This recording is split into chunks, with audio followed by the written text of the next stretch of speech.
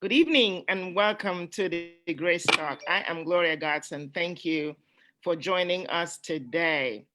Our culture is under siege, and our children, particularly in the schools, are under siege.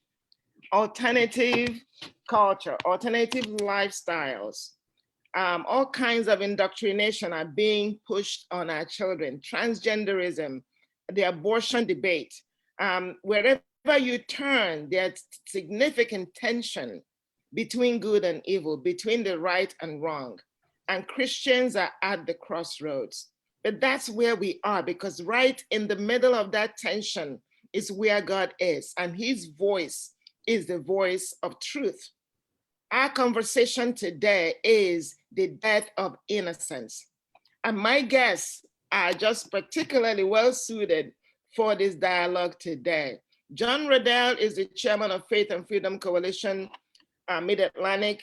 And new to the Grace Talk is Bobby Ann Cox. Bobby is an attorney, and I'm telling you, she has a long bio, and I'm going to try and read some of it. She is an attorney who has been practicing law for over 20 years. She was formerly with the international law firm of Nixon Peabody LLP. She currently heads her own law practice in New York. She is actively a public speaker, and she speaks on legal topics and also topics that impact our culture. She is a founder and legal analyst of All Things Lawyer. Wow, that's definitely near and dear to my heart. Yeah. Many of you know that my background and training is as an attorney, so I do feel a common bond and affinity here with Bobby. And she has a podcast that really has been doing tremendous work since last summer to bring counsel and clarity to some of the decisions that have been issued from the courts in this country around religious freedom, around the family, around what is going on in our schools. And she's going to talk about that today. It is with pure delight that I welcome you, Bobby, to the Grace Talk. And John, you're a regular. Folks know you. Let's dive into this conversation today. Sure. So, John, death of innocence, what are we talking about? Well, one of the, I was talking before before the show started, there were three things that evil and the Marxist regime wanted to do to America to conquer it. First, it had to destroy the church. That's what they did in Poland. They took down all the crosses and tried to get the people to become compliant and godless. The second thing is that they have to replace decency and honesty with corruption and fear. And they've been doing that, as you can see, in our streets and both in our government, the way that things are going so sour and so wrong. And even in our churches, they have made inroads. For instance, within the Catholic Church, we know that Bella Dodd in the 1950s put 1,200 communists into the seminaries to become Catholic priests. The same thing in the Methodist and Lutheran, and it's not just Catholics. So they've infiltrated the church. They're fighting a battle that we're going to ultimately win. The remnant will rise up, and the good Christians will rise up.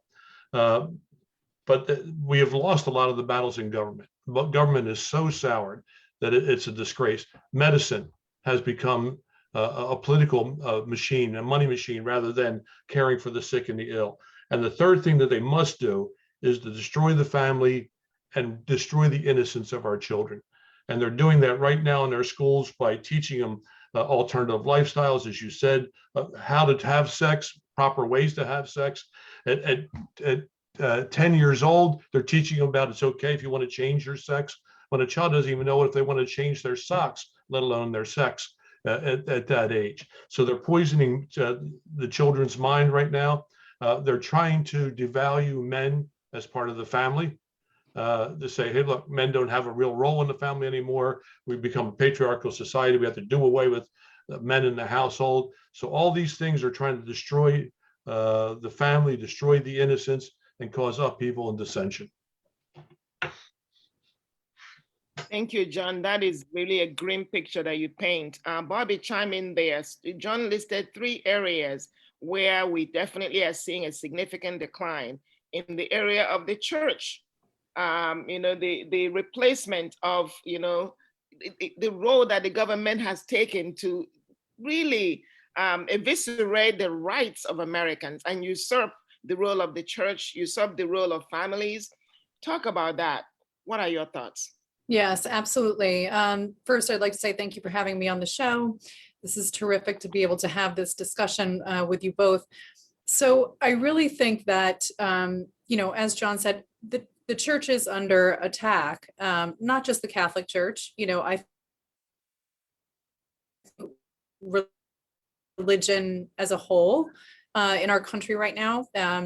There was a Supreme Court decision that came down in November 2020. It was just before Thanksgiving. And it was with regards to a synagogue and also an archdiocese organization in New York. The two of them had separately sued Cuomo, the governor of New York, Andrew Cuomo, excuse me, because of the religious restrictions that he had put on, again, not just the church, but on the synagogues as well. And basically, they sued separately, and then their cases were combined and heard together at the Supreme Court level.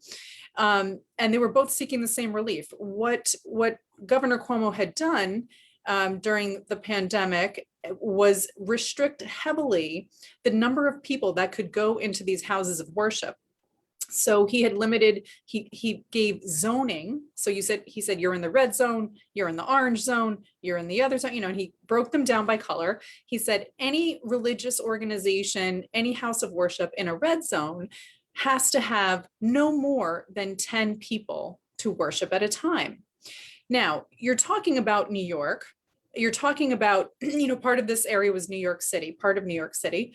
And these houses of worship are not, your small, 50-person capacity that you might find, outside in upstate New York, or perhaps outside of New York, perhaps in the Midwest. These are not small congregations.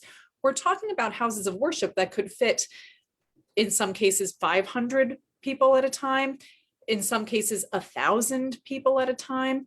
And here's the governor saying, well, you can only have 10 people. And it was overly restrictive. It was a clear attack on religious freedom.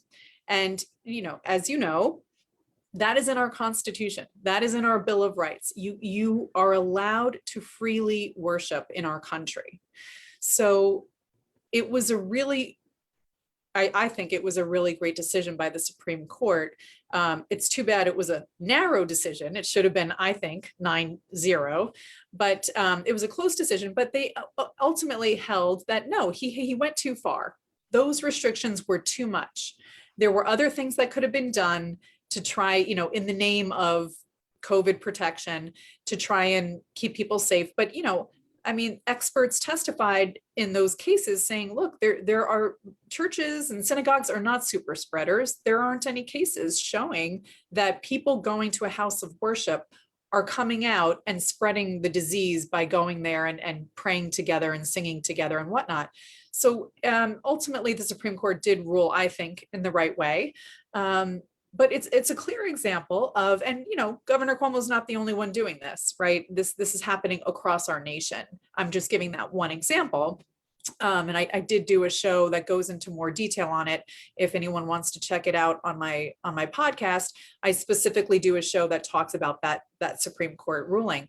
But it's an example, and it's happening all over our country. And it's a shame because it is a direct violation of our constitutional rights. Absolutely, you're right, and it happened. I know that California is another state where we saw tremendous levels of restriction placed on houses of worship. Now, can you give our audience your podcast? Where can they access that information if they wanted to learn a little bit more about it? Yes, absolutely. So I post mainly on Rumble, rumble.com, and I am also on YouTube, but I will give the caveat that YouTube heavily censors me. So it's probably not even worth finding me on YouTube because it won't have a full list of all my shows. They take down any shows that they don't like, which is a lot. So Rumble, I think, is the best place. And the name of the show is All Things Lawyer. And it's basically once a week, we put out a new show, and we try and explain things like, for example, this Supreme Court decision that was handed down in November of 2020. So yes, rumble.com, and you search for all things lawyer. Thank you. John, let's go back to you. Now, you talked about the family and the attack of innocence. Kids don't even know how to change their socks, and now they're being taught to change their gender at school. It is a problem. It's so pervasive now that, you know, there's a lot of kids who are being confused by the teachers. And the worst thing is that parents are excluded from that decision-making process. Can you speak to that issue? That is being a parent myself, I have tremendous concern that the school is really usurping my role as a parent and blocking me from having a say in the life of my child. Yes. First, like I said, I grew up in a very rough neighborhood in Chester, Pennsylvania. And the minute a child is exposed to sex, the minute that child's life changes, they're no longer a child. And there's nothing purer than the love, trust, and understanding of a child. You know, nothing purer than that. So to destroy that, to take that from that child, completely changes the way that child will develop. For instance, I can give you a real life interest. As you know, I like to do, Gloria.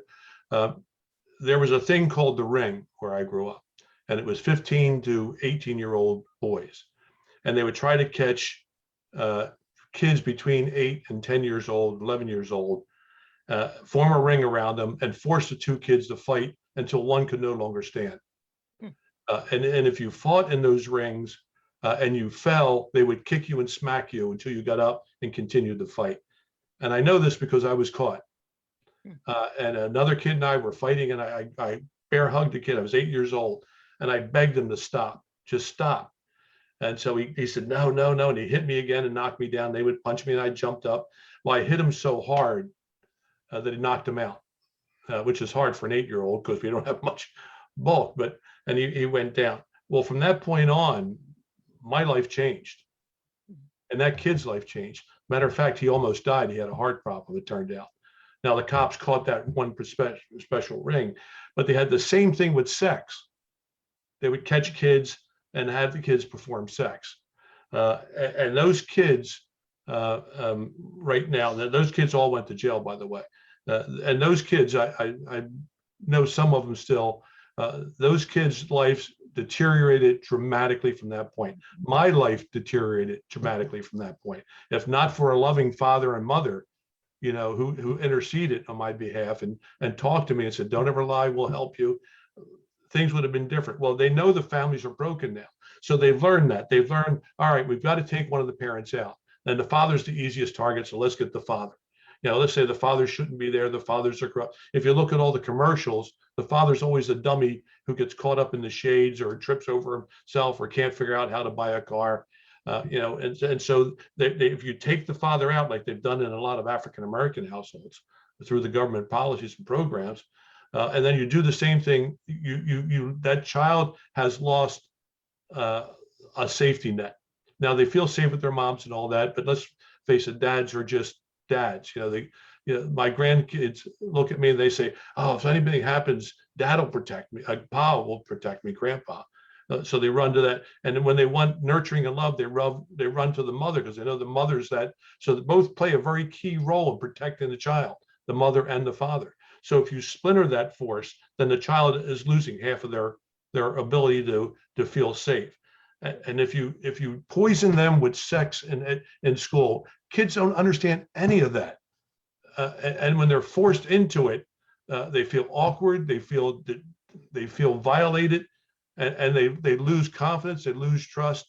And this is what they're trying to do. So for instance, in some schools, they're teaching about how to sodomize another student. They're teaching it's okay if a man and a child have love together. They're teaching about it's okay if you decide you want to change your sex. Now, how does a child supposed to survive that? They can't. They go into very severe depression and they become very troubled and they start acting out. And I know, because I grew up in an orphanage, as you know, and I've seen kids act out over those things. So this is a disgrace that unless parents and people and the church stand up and say, enough of this, we're done with this. We're not going to tolerate this anymore. We're taking our children out of any school that will do this. We're going to lose a whole generation or two. John, the level of angst that I feel listening to some of this, and this is not obviously new to me. Every time I hear it, it bothers me tremendously. It bothers me about the level of sometimes the legislation that is forcing little girls to share bathrooms with men. It bothers me to hear kids in schools, little young kids, being taught about a homosexual lifestyle. I was just reading the other day about a famous a Christian musician, Donnie McClurkin, who was introduced to homosexual sex at 8 years old, and it has completely ruined him from his life from a relational standpoint. He has not been able to make the proper connections with women. He has not been able to make the proper connections. And he was sharing how he thinks that he may end up being alone for the rest of his life. I was heartbroken that the choice of one man, a broken man, to afflict, really, that's what he did, afflict this child, has resulted in this man. He's about 60 years old now, having lived alone the rest of his life. And unfortunately now, it's no longer individual rogue men who are doing this. It is a school. People are trying to institutionalize this so that it becomes part of the fabric of our society, to tell young boys that, listen, you can do this, and eventually give license to people who want to be predators and take advantage of our children. You can hear the angst in my voice, Bobby. What is the legal ramifications of all this? What are your thoughts? Absolutely. I think that, and I have seen it firsthand. I think that John is right about what is going on in the schools today. And it doesn't matter if it's public school or if it's private school, Right. or if it's a charter school. In some instances, it's not just happening in public schools. And it is this idea that, and they're not teaching the children what to think. I'm sorry, they're not teaching the children how to think anymore, how to take in information, how to analyze the data. They're teaching the children what to think. And that is the indoctrination side of things. It's fine if you want to be different. It's fine if you want to love who you want to love. God teaches us that, everybody is God's child. But that doesn't mean that the school should be forcing these young children, elementary school, grade school level children, to understand these things. There was the Greenwich School District in Connecticut. I don't know if you heard about this story. There was a second grade class that was shown a video, and in the video, which was, like a cartoon video, but in the video, one of the men had an erection.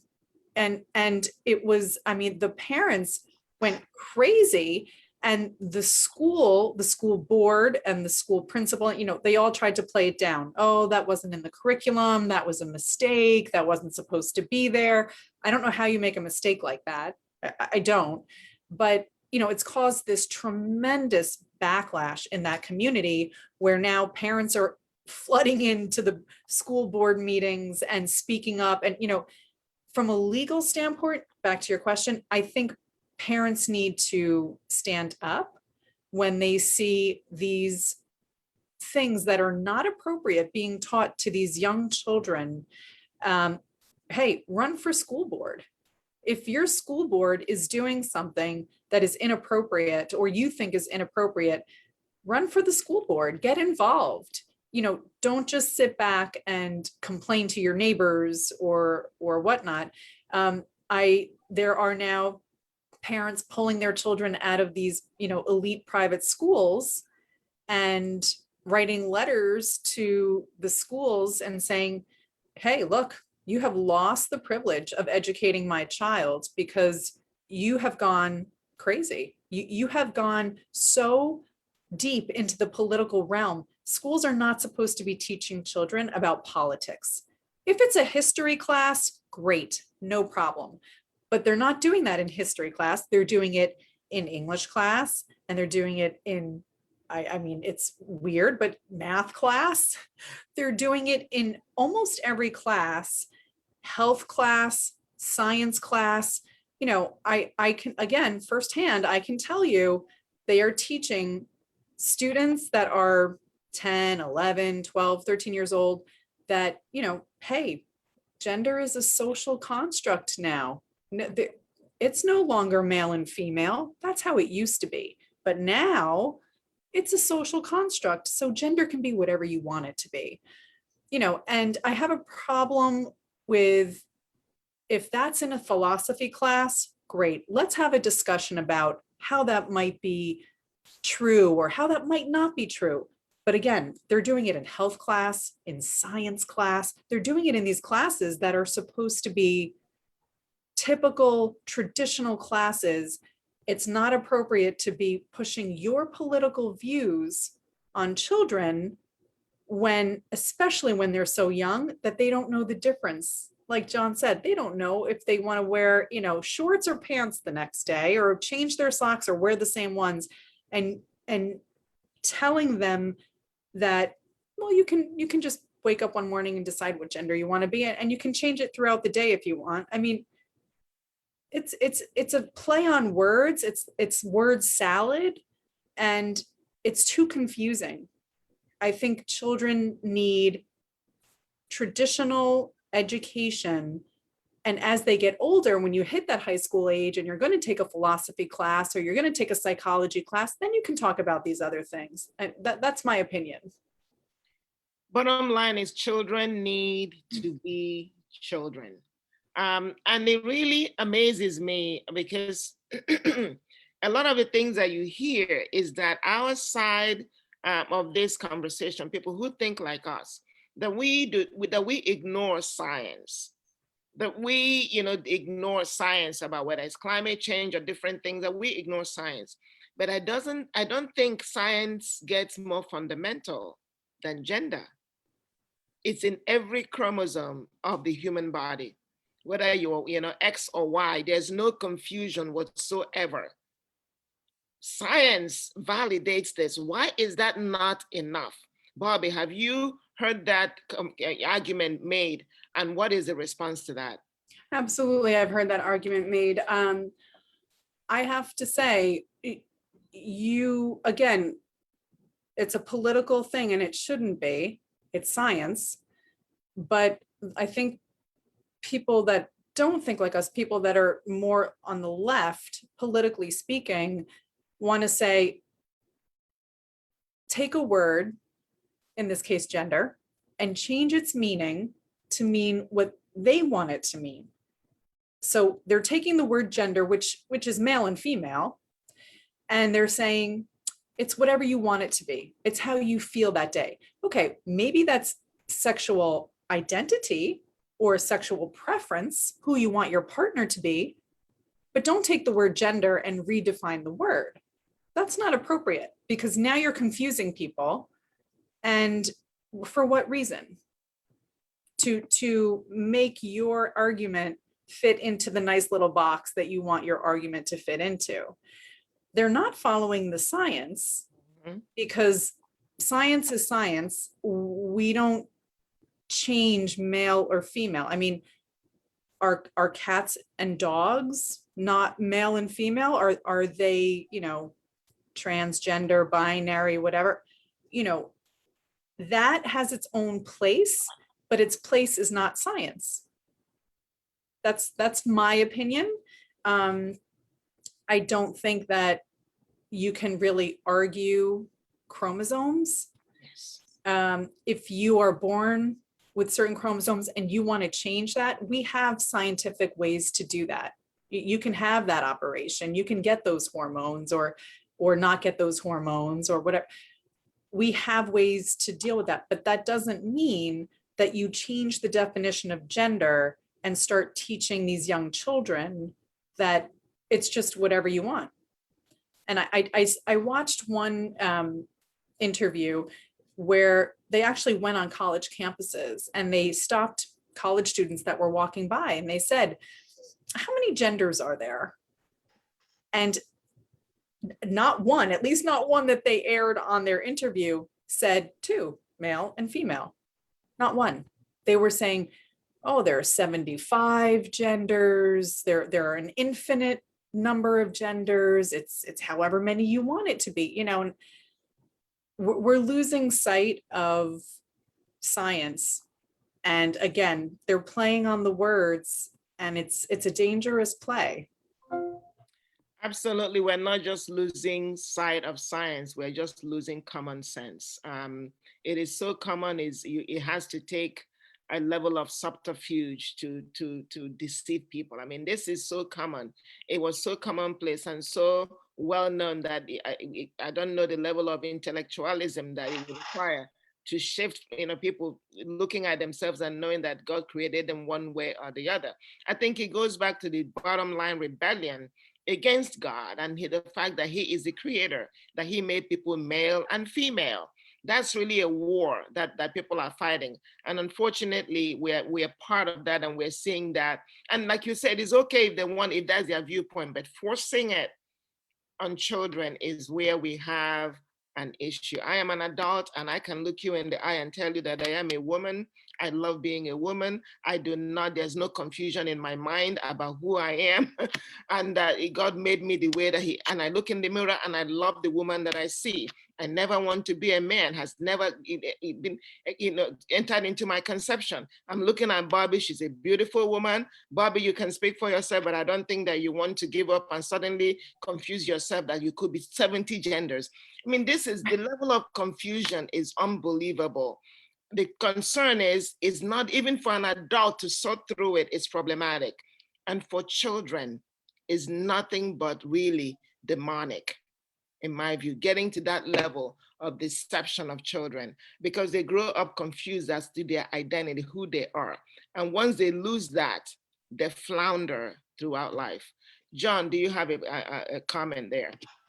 Yes, it's that what you both said is in itself bad enough, but it goes beyond that.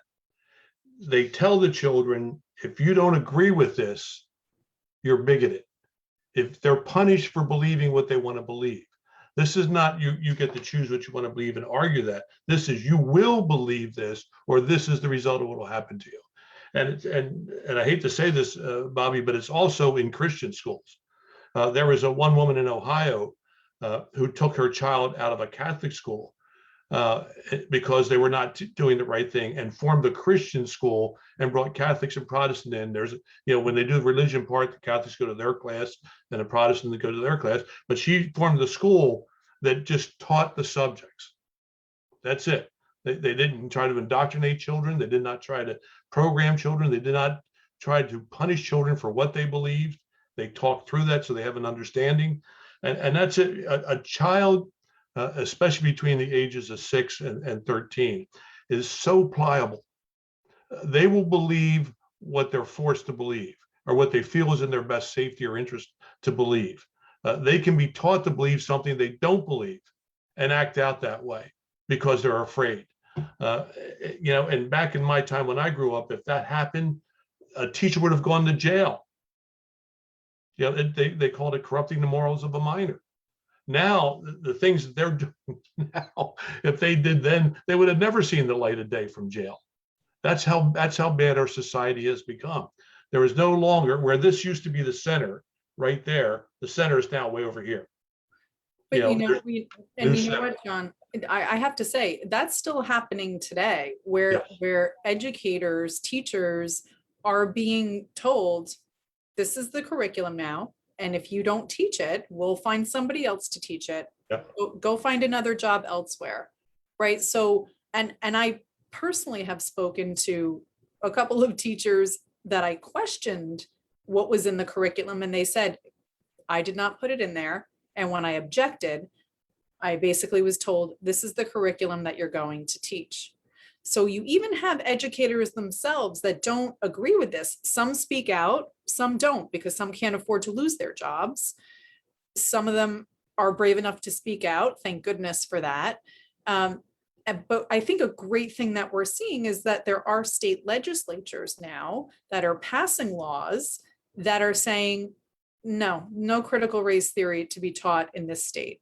We're not going to be doing that. Or they're saying, no, you can't choose which sports team you play on. If you are born biologically male, you will play on a male team. If you are born biologically female, you will play on a female team. So we are seeing legislatures starting to step up to that plate, but certainly not all of them. I mean, you won't see that in New York, that's for sure. They would never take that on. The one thing that they don't seem to realize, and you said it, Gloria, I'm a woman. You said you're a woman. You're proud to be a woman. I'm a white male. There's nothing else in this world I can be. This is what God made me to be. And what am I going to say? Hey, God, you made a mistake. Now I've got to see him again at judgment time. I don't want to get him upset. It's like telling a waitress something bad and take back your food. Not a good idea. And I'm not going to tell God to take back what he made me.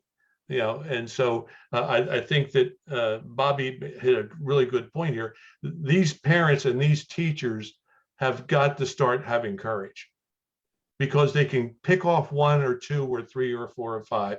Look what happened in Arizona. Let's talk to what Bobby talked about before. The parents stormed 2 school boards in 2 different cities, and they flooded the room, and they got so vocal the entire school boards resigned. And both of these cities in Arizona, and the parents appointed new school boards on the spot and changed all the rules back to what they were before this new age stuff came in. So the parents and teachers can make a difference, and the churches, and we have to all stand up in courage and say, I don't care what the risk is or the cost is. I have to stand true with my faith and with God. It's time. And that's a nice segue as we begin to round up today. I can't believe that the time is gone, but what are the solutions? We've talked a lot about the challenges. Bobby, do you have any thoughts? How do we navigate our way out of this? I think that the key really is for people to come together. I think that the aim, we're talking a lot about all of this divisiveness, right? Critical race theory is a racist thing to teach children or teach adults. And the point of it is to divide people, right? They want to pit left against right. They want to pit black against white. The point of it all, in my opinion, is because if you can break down the strength of numbers, then you can more easily control people, right? And it's happening not just with the schools and the children, not just against the church. Look at this, HR 1 bill that Congress is trying to pass, which is a direct attack on our right to bear arms.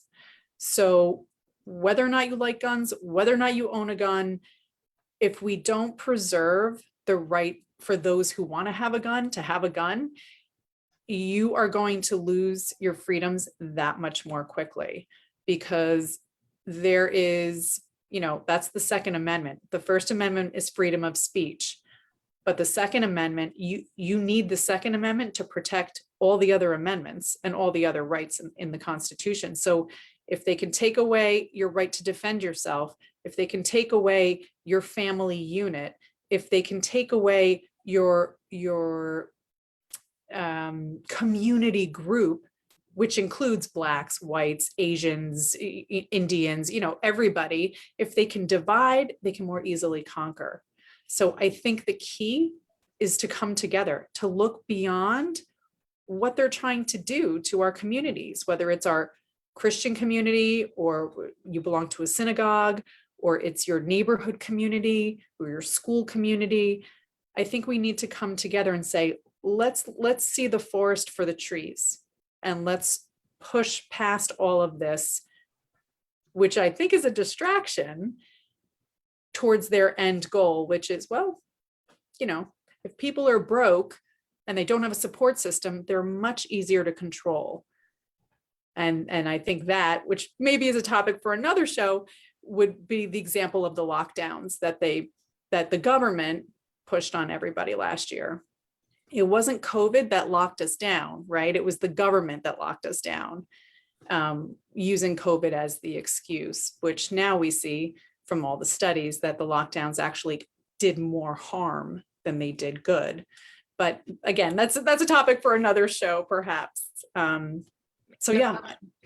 Absolutely, Bobby. I couldn't agree with you more. In fact, some of the topics that you're raising, we talked about this, John, last year when during all the quarantine. That this whole the whole point is to replace. For the government to take the role of God in the lives of people and become their provider. Oh, don't worry about your business. Yeah, we shut it down and then we'll give you money. But then when you come back in 3 months, 4 months, the business is gone. Now you have no business. So now you're reliant on the government, and then the government becomes your source. And of course, next time when the government tells you to jump, your question is how high?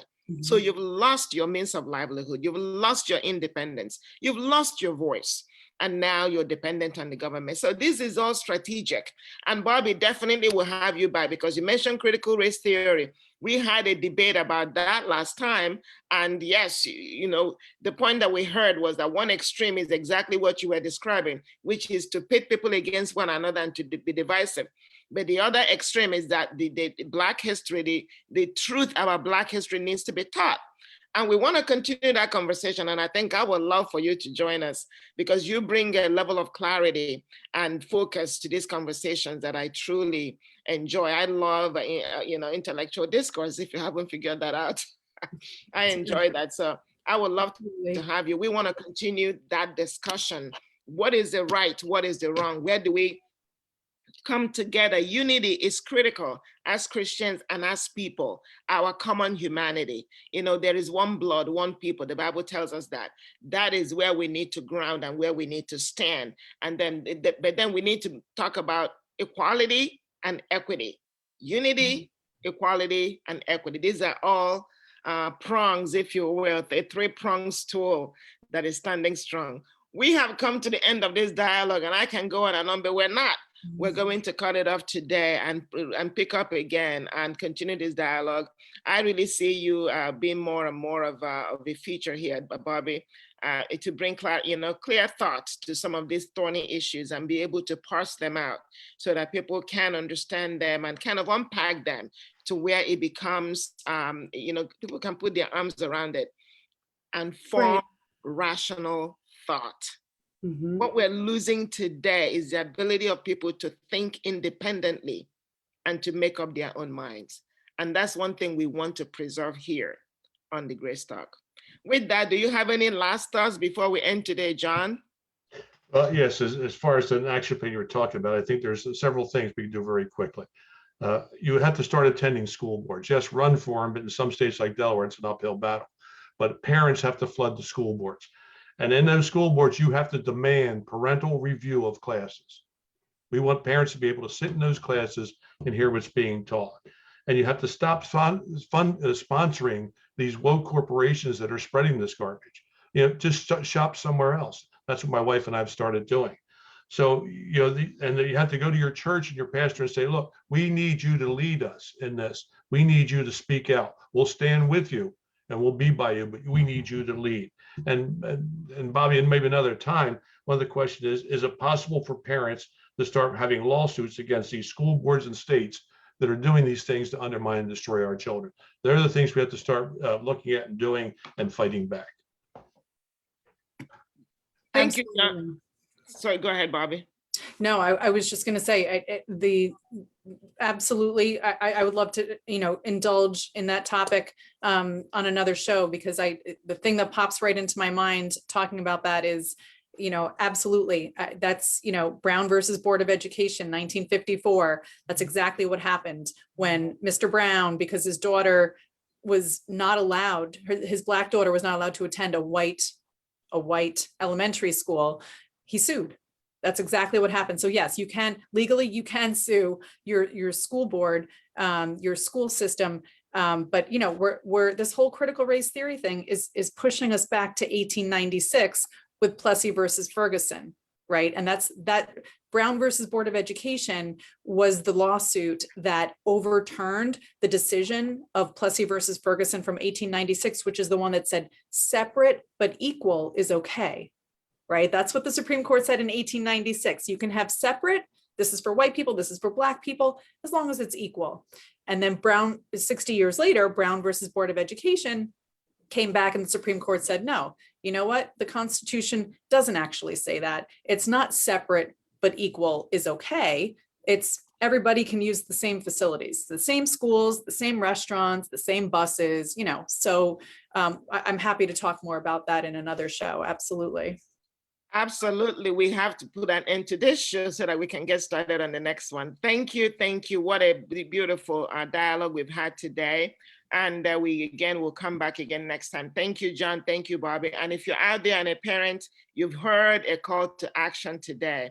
Get engaged, get involved. The future of your children are at stake. The future of our nation is at stake. And it's left to all of us to stand up and to do what we can. If we all do what we can in our little spaces, it's going to become a huge bonfire when you put it all together. That's really what this has to be. Bobby said the word unity. Let's come together in our little backyards. Say no, and it will become a resounding no that will reverberate throughout this nation. God bless you. Thank you for joining us tonight, and have a good night. God bless everybody. Good night. Thank you, Gloria.